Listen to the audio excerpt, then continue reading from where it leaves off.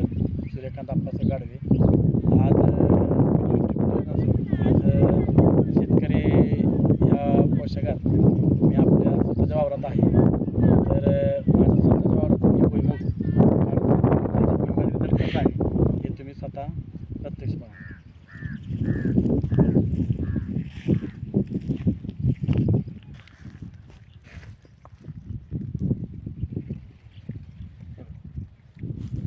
तर आपण सुरुवातीला शेत तयार करताना आपण आपलं धन्वंतरीचं गोप्रोम आणि RPS 76 ग्रॅन्युअल दाणेदार हे मिक्स करून आपण पहिल्यांदा रान तयार केलं.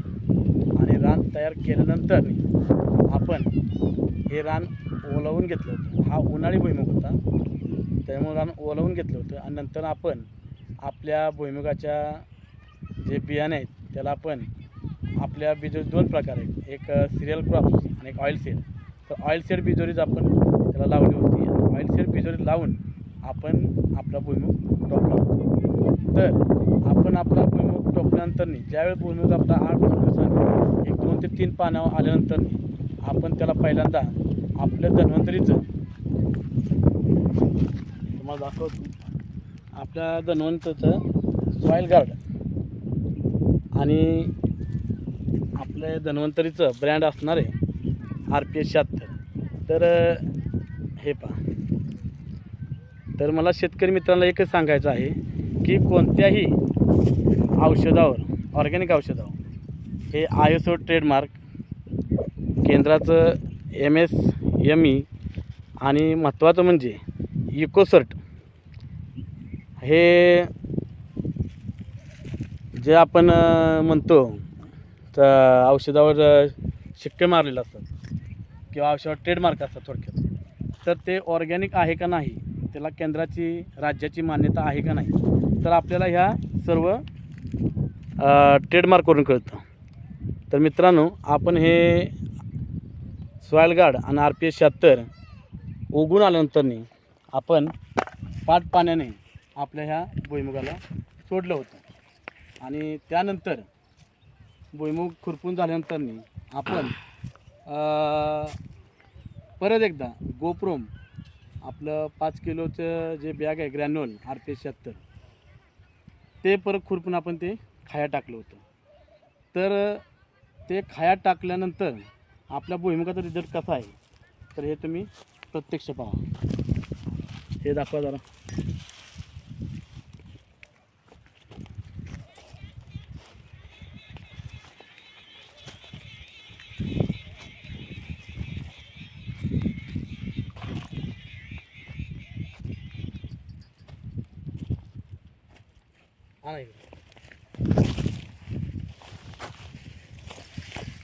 तर माझ्या शेतकरी मित्रांना मी एकच सांगू इच्छितो की आपला अवकाळी पाऊस पडला होता. अवकाळी पाऊस पडल्यामुळे सर्व शेतकऱ्यांचे आतून नुकसान झालं. तसं माझ्याही शेतात अवकाळी पाऊस पडला होता, परंतु आपण त्याच्यावरही मात करून किती सुंदर प्रकारे भुईमुग आणला आहे पहा. तर आपल्याकडे अति पाऊस झाल्यानंतर किंवा अति तापमान असल्यानंतर किंवा अति थंडी असल्यानंतर आपल्याकडे धन्वंतरीचे रामबाण अस्त्र म्हणलं तरी चालेल, त्या प्रोडक्टचं नाव आहे गोरस अल्ट्रा. ते पूर्णपणे देशी गाईच्या शुद्ध गोमूत्रापासून आणि शुद्ध शेणापासून हे तयार केलेलं प्रोडक्ट आहे. तर ते मी गोरस अल्ट्रा आपल्या शेतीला पाट पाण्याद्वारे प्रत्येक पंपाला 120 ते 130 ml हे सोडलं होतं. तर त्याच्यामुळं काय झालं की मुळं आपली टिकून राहिली.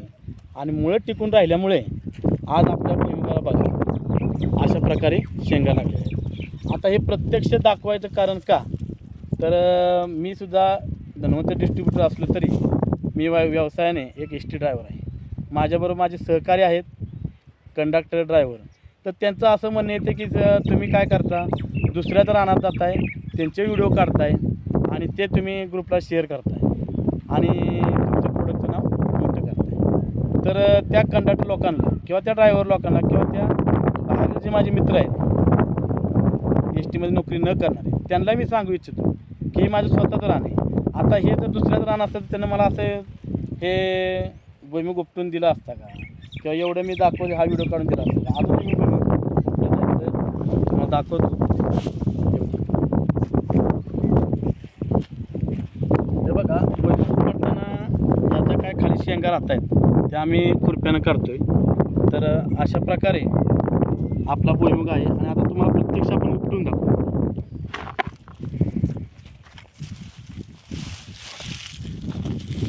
हे पहा, हे आपण भुईमुग प्रत्यक्ष आता आपल्या रानातला उपटलं बघा. त्याला शेंगा बघा किती मोठ्या प्रमाणात लागलेल्या आहेत. अजून आपण डाळ उपटू. डाळ उपटताना दाखवा जरा मला.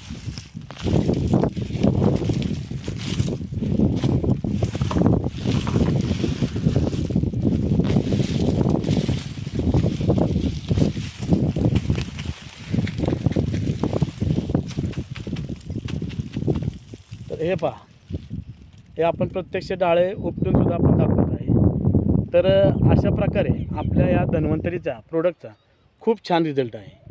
आज मला सांगा अवकाळी पावसाने एवढं थैमान घालूनसुद्धा आज मला आपल्या धन्वंतरी प्रोडक्टमुळे आणि मी ज्या माझ्या देवाला म्हणतो त्या बाळूमाच्या आशीर्वादाने मला बऱ्यापैकी उत्पन्न चांगलं निघत आहे.